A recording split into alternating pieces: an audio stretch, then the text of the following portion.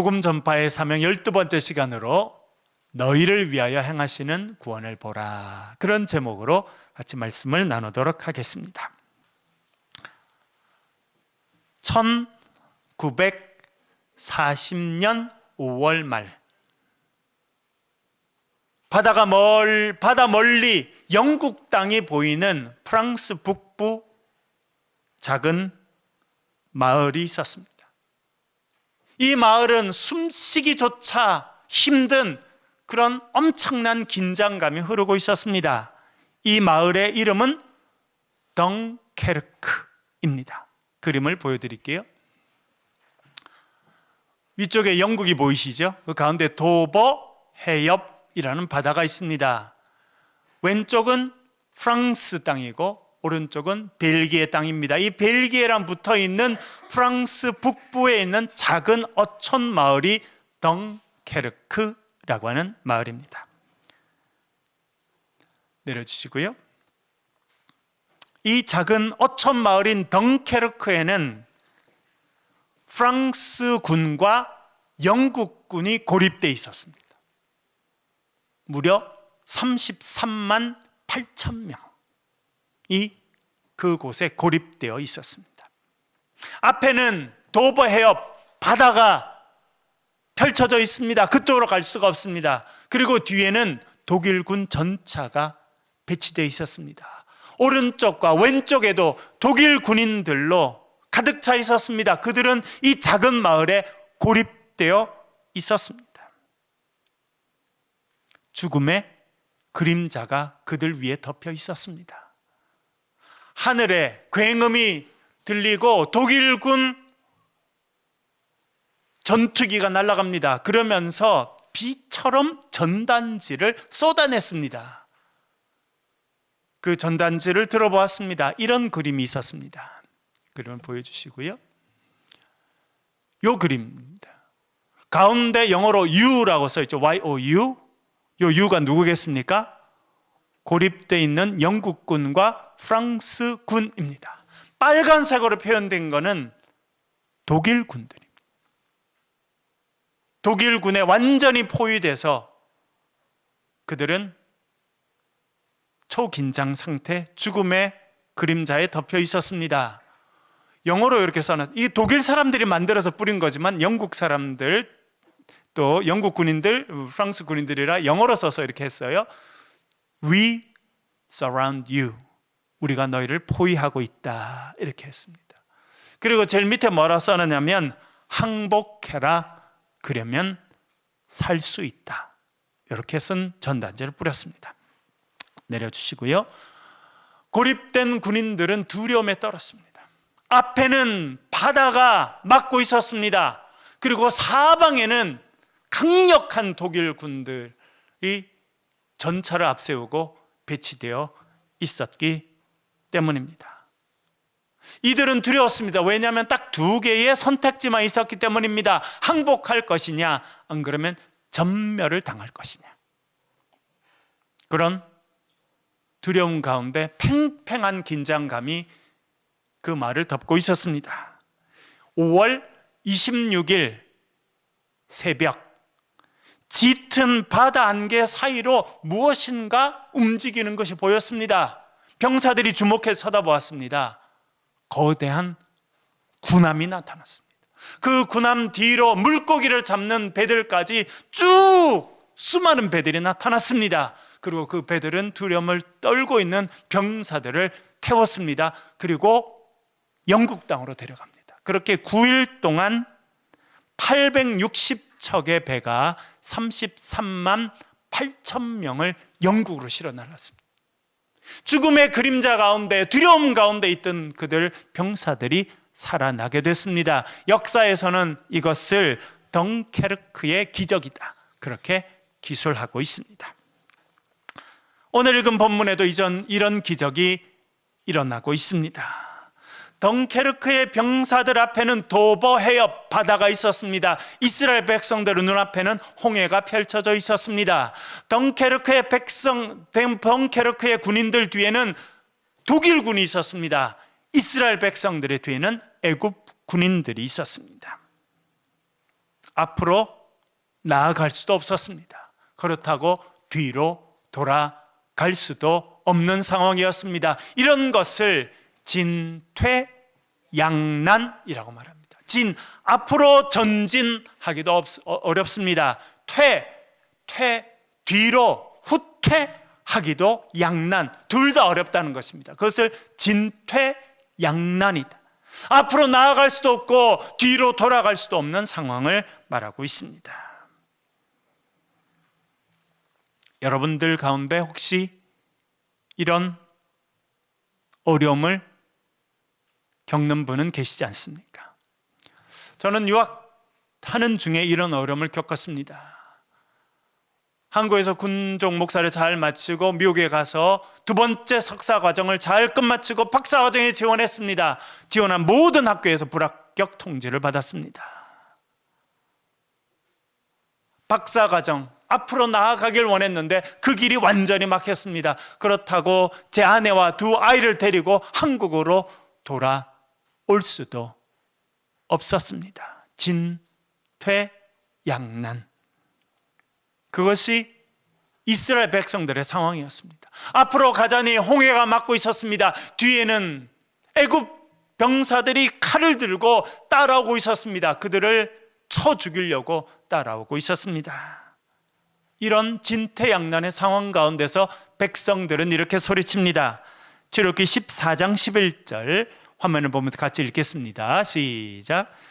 그들이 또 모세에게 이르되 애굽에 매장지가 없어서 당신이 우리를 이끌어내어 이 광야에서 죽게 하느냐? 어찌하여 당신이 우리를 애굽에서 이끌어내어 우리에게 이같이 하느냐? 아멘. 여러분, 어떤 사람의 진짜의 모습을 보려고 하면 언제 볼 수 있습니까? 위기 때 볼 수 있습니다. 평소에 어려움이 없을 때 그냥 즐겁게 만나서 밥도 먹고 커피도 마시고 즐겁게 이야기할 때는 그 사람이 정말 어떤 사람인지 알 수가 없습니다. 그 사람이 정말 어떤 사람이냐 알 수 있을 때는요, 위기의 때입니다. 큰 위기를 경험하면 정말 그 사람이 평소에 어떻게 생각하고 있는지, 어떻게 살아왔는지 그 삶의 태도가 드러나게 되어 있습니다. 이스라엘 백성들 출애굽했습니다. 애굽에서 종살이 하다가 해방됐습니다. 나오니까 얼마나 기뻤겠습니까? 마음대로 소리칠 수 있고 기쁘게 지냈어요. 그래서 막 하나님을 찬양하고 감사합니다. 북을 치면서 소고를 치면서 그렇게 다 찬양했어요. 그런데 앞에 홍해가 나타났어요. 더 이상 앞으로 갈 수 없었습니다. 뒤를 돌아보니까 애굽의 군사들이 칼을 가지고 따라옵니다. 그랬더니 그들 마음속 깊이 있는 말이 터져 나옵니다. 모세야, 애굽에 매장지가 없어서 우리를 여기까지 데리고 나와서 여기서 죽게 만드느냐? 그렇게 말하고 있습니다. 이스라엘 백성들 아주 잘하는 것이 있었습니다. 그것이 무엇이었습니까? 원망입니다. 원망은 남을 탓하는 것입니다. 어려운 일이 생기면 손가락을 쭉 펴서 너 때문이야 라고 말하는 것이 원망하는 것입니다. 여러분 주위에도 혹시 원망을 잘하는 분이 있으십니까?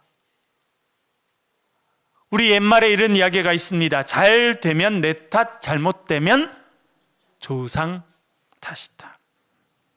이스라엘 백성들 누구 탓을 합니까? 자기들 애굽에서 이끌어줬던 모세를 향해서 말합니다. 모세야, 언제 우리가 애굽에서 꺼내달라 그랬냐? 우리가 원하지도 않는데 네가 우리를 애굽에서 꺼내서 이 광야에서 데리고 와서 이 광야에서 지금 죽게 만드는 것이냐? 라고 원망하고 있습니다.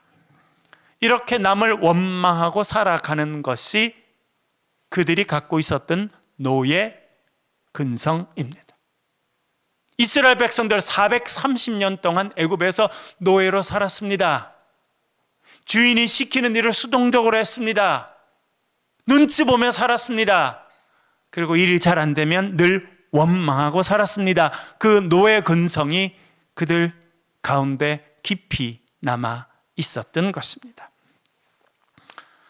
여러분, 우리의 삶에 중요한 것이 있습니다. 그것이 삶의 태도입니다. 미국에는요, 이런 속담이 있습니다. 그 속담이 책으로 나와서 우리나라도 번역됐는데요. 잠깐 보여드릴게요. 제프 켈리라고 하는 사람이 쓴 책인데 Attitude is everything. 우리나라 말로는 태도가 모든 것이다. 이렇게 번역이 돼서 내려왔습니다. Attitude is everything. 내려주시고요. 태도, 삶을 대하는 태도가 모든 것을 결정한다는 것입니다. 이스라엘 백성들 출애굽했습니다. 더 이상 노예가 아닙니다. 이제 자유민이 됐습니다. 하나님 주신 자유를 누리고 있는데 그의 삶의 태도는 여전히 노예의 근성 가운데 있는 것입니다. 그것이 무엇입니까? 원망하는 거예요. 불평하는 겁니다. 네 때문이다, 네 때문. 그렇게 말하는 것입니다. 여러분은 이런 삶의 모습을 가지고 있지는 않습니까? 이런 이스라엘 백성들과 극적인 대조를 이루는 사람이 있습니다. 그 사람이 누구입니까? 모세입니다.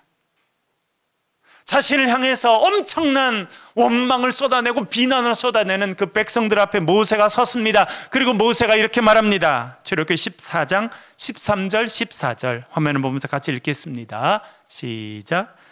모세가 백성에게 이르되 너희는 두려워하지 말고 가만히 서서 여호와께서 오늘 너희를 위하여 행하시는 구원을 보라. 너희가 오늘 본 애굽 사람을 영원히 다시 보지 아니하리라. 여호와께서 너희를 위하여 싸우시리니 너희는 가만히 있을지니라. 아멘. 모세가 그 원망하는 백성들, 두려움 가운데 부들부들 떨고 있는 그들 향해서 말합니다. 두려워하지 말아라. 여러분, 이 모세의 말 두려워하지 말아라, 우리 지난주 설교 들으면서 들었던 누구의 말이 떠오르지 않습니까? 누구의 말이 떠오릅니까? 창세기 50장 19절 같이 읽어보겠습니다. 창세기 50장 19절 같이 읽겠습니다. 시작.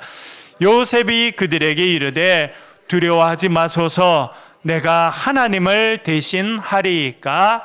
아멘. 누구입니까? 요셉. 아버지 야곱이 죽었습니다. 그러자 형들이 다시 두려움에 휩싸입니다. 아버지가 있을 때는 요셉이 우리를 봐줬을 줄 모르지만 이제 아버지가 돌아가셨으니 요셉이 우리를 미워할 것. 우리가 그를 미워했고 우리가 그를 팔아버려서 그를 노예로 만들었으니 이제 요셉이 우리를 노예로 만들 거다. 아니, 우리를 죽여버릴지도 모른다 라고 하는 두려움 가운데 있었습니다. 여러분, 믿음이 없거나 믿음이 적은 사람들의 특징은 늘 두려움 가운데 산다는 것입니다. 아직 일어나지 않았는데도 미래에 있는 일들을 다 갖고 와서 두려워하고 걱정하고 근심하고 살아갑니다. 그래서 얼굴에 어두움이 많습니다. 밝지 않아요. 왜? 세상 근심을 다 갖고. 그런 분들은 TV 좀 끄면 좋을까 봐요. 핸드폰 유튜브 누가 보내주는 거 안 보는 게 좋을까 봐요. 그 어떤 분들은 또 그런 걸 또 사명으로 생각하고 전달하는 분들이더라고요.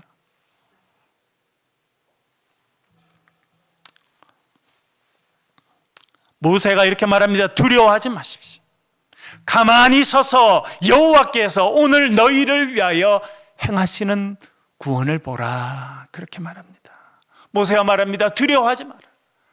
근심하지 말아라. 홍해를 보고 낙심하지 말고 애굽의 군사들을 보고 두려워하지 말아라. 너희 눈을 들어서 하나님을 바라보아라. 하나님께서 오늘 우리를 위해서 어떤 구원의 역사를 행하실지 그 하나님을 바라보아라. 그렇게 말하고 있습니다. 여러분, 믿음이 적은 자들은 문제를 바라봅니다. 홍해를 바라봅니다. 우리 뒤에 있는 애굽의 군사들을 바라봅니다. 그래서 마음에 평안이 없어요. 왜? 하나님 말씀을 묵상해야 되는데 많은 사람들은요, 뭘 묵상합니까? 문제를 묵상하고, 나를 힘들게 했던 사람을 마음속에 넣어놓고 심심할 때마다 그 사람을 끄집어내가지고 내가 고통받았고 힘들었던 거, 그걸 또 끄집어내서 그 문제, 수십 년 전에 지나간 걸 또 묵상하고 또 생각하고 또 화를 내고 또 분노하고. 여러분, 여러분들의 과거의 상처와 이별하실 수 있기를 바랍니다. 내 마음에, 여러분 마음에 어딘가 있는 여러분에게 상처를 줬던 그 일, 그 사람, 그 환경, 여러분 주의 이름으로 떨쳐낼 수 있기를 간절히 바랍니다. 믿음이 적은 자들은요, 문제를 바랍니다. 문제를 묵상합니다. 그렇기 때문에 삶의 평화가 없는 겁니다. 모세가 뭐라 말합니까? 눈을 들어 여호와 하나님을 바라보라. 하나님을 바라보라. 우리를 구원하신 하나님, 우리를 애굽에서 건져내신 하나님, 그 하나님께서 오늘 우리를 위해서 이루어 주실 그 구원을 바라보라. 그렇게 말씀하고 있는 것입니다. 여러분, 시선을 들어서 주를 바라볼 때 우리의 삶의 새로운 역사가 이루어지는 줄로 믿습니다. 그래서 유명한 복음성가 이런 노래가 있죠. 모든 시선을 주님께 드리고, 살아계신 하나님을 느낄 때 내 삶은 주의 역사가 되고 하나님이 일하기 시작하네. 얼마나 위대한 고백입니까? 시선을 들어서 주를 바라볼 때 하나님께서 우리의 삶에 역사하기 시작하시는 줄로 믿습니다. 여러분, 모세는 그런 확신이 있었어요. 그래서 홍해를 바라보고 원망하고, 애굽 백성들 바라보고, 애굽의 군인들 바라보고 원망하는 백성들, 야, 그 눈을 들어서 주를 바라보아라. 하나님께서 우리를 위해서 오늘 싸우실 것이다. 그렇게 말씀하고 있는 것입니다. 여러분, 13절과 14절에 두 번 반복되는 중요한 표현이 있습니다. 제가 13절의 일부, 14절 일부를 읽어볼 테니까 13절, 14절 똑같이 반복되는 표현이 무엇인지 찾아보시길 바랍니다. 13절 제가 읽어볼게요. 여호와께서 오늘 너희를 위하여 행하시는 구원을 보라. 14절입니다. 여호와께서 너희를 위하여 싸우시리니. 여러분, 어떤 표현이 반복됩니까? 여호와께서라는 표현이 반복되고, 또 뭐가 반복됩니까? 너희를 위하여라고 하는 거예요.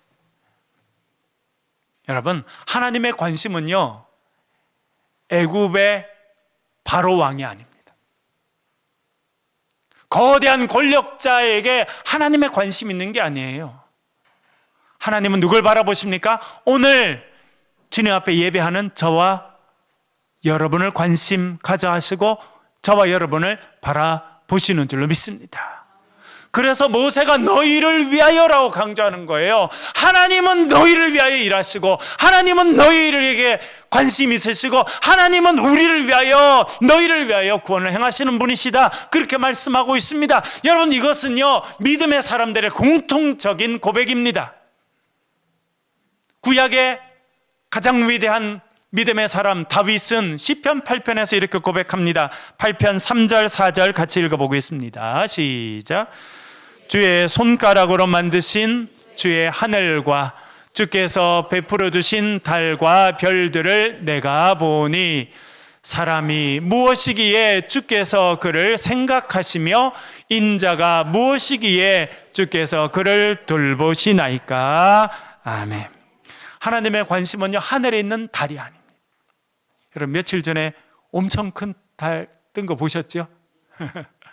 그렇게 아름다운 달, 그 달이 하나님의 관심이 아니라는 거예요. 영롱하게 빛나는 그 별들이 하나님의 관심이 아닙니다. 하나님의 관심은요, 저와 여러분, 오늘도 낙심하고, 오늘도 믿음이 줄어들고, 오늘도 근심하고 두려워하고, 오늘도 죄 가운데 살고 있는 저와 여러분이 하나님의 관심의 대상이라는 거예요. 하나님은 우리를 바라보시고, 하나님은 우리를 주목하시고, 우리를 위해서 구원의 역사를 이루시는 분이신 줄 믿고 살아가실 수 있기를 간절히 바랍니다. 그래서 모세가 말합니다. 여호와께서 오늘 너희를 위하여 행하시는 구원을 보라. 그렇게 말하고 있습니다. 그 말을 하고 모세가 하나님을 바라봅니다. 그랬더니 하나님이 말씀합니다. 모세야, 나를 왜 바라보느냐? 네 손에 뭐가 있느냐? 지팡이가 있습니다. 지팡이를 내밀어라. 그래서 손에 있는 지팡이를 홍해를 향해 탁 내밀어서 어떻게 됐습니까? 홍해가 쫙 갈라. 여러분, 홍해 가보셨어요? 저 가봤거든요. 엄청 넓습니다. 조그마한 강이 아니에요, 여러분. 바다에 엄청난 바다입니다. 그 바다가요 쫙 열린 겁니다. 하나님께서는 그런 구원의 역사를 애굽 백성을 위해서 이루셨습니다. 오늘도 하나님께서는 그런 구원의 역사를 우리를 위해서 이루어 주실 줄로 믿습니다. 그래서 바다 가운데 길이 나게 되고 바다 한가운데를 마른 땅처럼 이스라엘 백성들이 지나가게 되었습니다. 그렇게 이스라엘 백성들이 다 지나가고 나니까 뒤에 오던 애굽의 군사들이 홍해 가운데로 딱 들어오게 됐습니다. 그랬더니 이번에는 모세가 딱 돌아서서 홍해를 향해서 지팡이를 탁 내미니까 어떻게 됐습니까? 서 있었던 바다의 바닷물의 벽이 무너졌습니다. 그래서 바다가 순식간에 하나가 됐어요. 그래서 이스라엘 백성들을 죽이려고 따라왔던 애굽의 군사들이 그 물에 휩쓸려 죽게 되었습니다. 여러분, 하나님은 우리를 주목하시는 분이라고 하는 것을 기억하실 수 있기를 간절히 바랍니다. 덩케르크에 고립되어 있던 33만 8천 명의 군사들은 기적적으로 구원을 받았습니다. 홍해 앞에서 떨고 있던 이스라엘 백성들도 기적적인 은혜로 구원을 받았습니다. 오늘 21세기를 살면서 여전히 두려워하고 고민하고 어찌해야 될 바를 알지 못하는 우리를 향해 모세가 말씀합니다. 여호와께서 오늘 너희를 위하여 행하시는 구원을 보라. 그 주님을 바라보는 저와 여러분 되시길 주의 이름으로 간절히 축원합니다.